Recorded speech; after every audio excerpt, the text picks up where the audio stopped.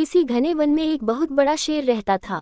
वह रोज शिकार पर निकलता और एक ही नहीं, दो नहीं, कई कई जानवरों का काम तमाम देता। जंगल के जानवर डरने लगे कि अगर शेर इसी तरह शिकार करता रहा तो एक दिन ऐसा आएगा कि जंगल में कोई भी जानवर नहीं बचेगा। सारे जंगल में सनसनी फैल गई। शेर को रोकने के लिए कोई न कोई उपाय करना जरूरी था। एक दिन जंगल के सारे जानवर इकट्ठा हुए और इस प्रश्न पर विचार करने लगे। अंत में उन्होंने तय किया कि वे सब शेर के पास जाकर उनसे इस बारे में बात करें। दूसरे दिन जानवरों के एक दल शेर के पास पहुंचा। उनके अपनी ओर आते देख शेर घबरा गया और उसने गरज कर पूछा, क्या बात है? तुम सब यहाँ क्यों आ रहे हो? जानवर दल के नेता ने कहा, महाराज, हम आपके पास निवेदन करने आए हैं। आप राजा हैं और हम आपकी प्रजा। जब आप शिकार करने निकलते हैं तो बहुत जानवर मार डालते हैं। आप सबको खा भी नहीं पाते। इस तरह से हमारी संख्या कम होती जा रही है। अगर ऐसा ही होता रहा तो कुछ ही दिनों में जंगल में आपके सिवाय और कोई भी नहीं बचेगा। प्रजा के बिना राजा भी कैसे रह सकता है? यदि हम सभी मर जाएंगे तो आप भी राजा नहीं रहेंगे। हम चाहते हैं कि आप सदा हमारे राजा बने रहें। आपसे हमारी विनती है कि आप अपने घर पर ही रहा करें। हर रोज स्वयं आपके खाने के लिए एक जानवर भेज दिया करेंगे। इस तरह से राजा और प्रजा दोनों ही चैन से रह सकेंगे। शेर को लगा कि जानवरों की बात में सच्चाई है। उसने पल भर सोचा, फिर बोला, अच्छी बात है, मैं तुम्हारे सुझाव को मान लेता हूँ। लेकिन याद रखना, अगर किसी भी दिन तुमने मेरे खाने के लिए पूरा भोजन नहीं भेजा तो मैं जितने जानवर चाहूंगा मार डालूंगा।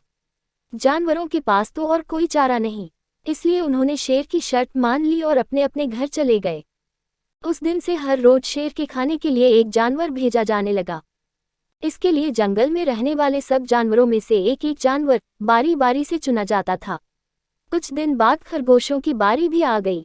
शेर के भोजन के लिए एक नन्हे से खरगोश को चुना गया। वह खरगोश जितना छोटा था उतना ही चतुर भी था। उसने सोचा, बेकार में शेर के हाथों मरना मूर्खता है। अपनी जान बचाने का कोई न कोई उपाय अवश्य करना चाहिए और हो सके तो कोई ऐसी तरकीब ढूंढनी चाहिए जिससे सभी को इस मुसीबत से सदा के लिए छुटकारा मिल जाए। आखिर उसने एक तरकीब सोच ही निकाली। खरगोश धीरे धीरे आराम से शेर के घर की ओर चल पड़ा। जब वह शेर के पास पहुंचा तो बहुत देर हो चुकी थी। भूख के मारे शेर का बुरा हाल हो रहा था। जब उसने सिर्फ एक छोटे से खरगोश को अपनी ओर आते देखा तो गुस्से से बौखला उठा और गरज कर बोला, किसने तुम्हें भेजा है? एक तो पिद्दी जैसे हो, दूसरे इतनी देर से आ रहे हो। जिन बेवकूफ़ों ने तुम्हें भेजा है मैं उन सबको ठीक करूंगा। एक एक का काम तमाम न किया तो मेरा नाम भी शेर नहीं। नन्हे खरगोश ने आदर से जमीन तक झुककर, महाराज, अगर आप कृपा करके मेरी बात सुन ली तो मुझे या और जानवरों को दोष नहीं देंगे। वे तो जानते थे कि एक छोटा सा खरगोश आपके भोजन के लिए पूरा नहीं पड़ेगा, इसलिए उन्होंने 6 खरगोश भेजे थे। लेकिन रास्ते में हमें एक और शेर मिल गया। उसने 5 खरगोशों को मारकर खा लिया। ये सुनते ही शेर दहाड़ कर बोला, क्या कहा? दूसरा शेर? कौन है वह? तुमने उसे कहाँ देखा? महाराज, वह तो बहुत ही बड़ा शेर है, खरगोश ने कहा। वह जमीन के अंदर बनी एक बड़ी गुफा में से निकला था। वह तो मुझे ही मारने जा रहा था, पर मैंने उससे कहा, सरकार, आपको पता नहीं कि आपने क्या अंधेर कर दिया है। हम सब अपने महाराज के भोजन के लिए जा रहे थे, लेकिन आपने उनका सारा खाना खा लिया है। हमारे महाराज ऐसी बातें सहन नहीं करेंगे। वे जरूर ही यहाँ आकर आपको मार डालेंगे। इस पर उसने पूछा, कौन है तुम्हारा राजा? मैंने जवाब दिया, हमारा राजा जंगल का सबसे बड़ा शेर है। महाराज, मेरे ऐसा कहते ही वह गुस्से से लाल पीला होकर बोला, बेवकूफ, इस जंगल का राजा सिर्फ मैं हूँ। यहाँ सब जानवर मेरी प्रजा हैं। मैं उनके साथ जैसा चाहूँ वैसा कर सकता हूँ। जिस मूर्ख को तुम अपना राजा कहते हो उस चोर को मेरे सामने हाजिर करो। मैं उसे बताऊंगा कि असली राजा कौन है। महाराज, इतना कहकर उस शेर ने आपको लिवाने के लिए मुझे यहाँ भेज दिया। खरगोश की बात सुनकर शेर को बड़ा गुस्सा आया और वह बार बार गरजने लगा। उसकी भयानक गरज से सारा जंगल दहलने लगा। मुझे फौरन उस मूर्ख का पता बताओ, शेर ने दहाड़कर कहा। जब तक मैं उसे जान से न मार दूंगा मुझे चैन नहीं मिलेगा। बहुत अच्छा महाराज, खरगोश ने कहा, मौत ही उस दुष्ट की सजा है। अगर मैं और बड़ा और मजबूत होता तो मैं खुद ही उसके टुकड़े टुकड़े कर देता।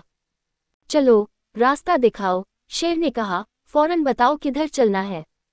इधर आइए महाराज, इधर। खरगोश रास्ता दिखाते हुआ शेर को एक कुएं के पास ले गया और बोला, महाराज, वह दुष्ट शेर जमीन के नीचे किले में रहता है। जरा सावधान रहिएगा, किले में छुपा दुश्मन खतरनाक होता है। मैं उससे निपट लूंगा। शेर ने कहा, तुम ये बताओ कि वह है कहाँ? पहले जब मैंने उसे देखा था तब तो वह यहीं बाहर खड़ा था। लगता है आपको आता देखकर वह किले में घुस गया। आइए मैं आपको दिखाता हूँ। खरगोश ने कुएं के नजदीक आकर शेर से अंदर झांकने के लिए कहा। शेर ने कुएं के अंदर झांका तो उसे कुएं के पानी में अपनी परछाई दिखाई दी। परछाई को देखकर शेर जोर से दहाड़ा। कुएं के अंदर से आती हुई अपने ही दहाड़ने की गूंज सुनकर उसने समझा कि दूसरा शेर भी दहाड़ रहा है। दुश्मन को तुरंत मार डालने के इरादे से वह फौरन कुएं में कूद पड़ा। कूदते ही पहले तो वह कुएं की दीवार से टकराया, फिर धड़ाम से पानी में गिरा और डूबकर मर गया। इस तरह चतुराई से शेर से छुट्टी पाकर नन्हा खरगोश घर लौटा। उसने जंगल के जानवरों को शेर के मारे जाने की कहानी सुनाई। दुश्मन के मारे जाने की खबर से सारे जंगल में खुशी फैल गई। जंगल के सभी जानवर खरगोश की जय जयकार करने लगे। सीख: घोर संकट की परिस्थितियों में भी हमें सूझबूझ और चतुराई से काम लेना चाहिए और आखिरी दम तक प्रयास करना चाहिए।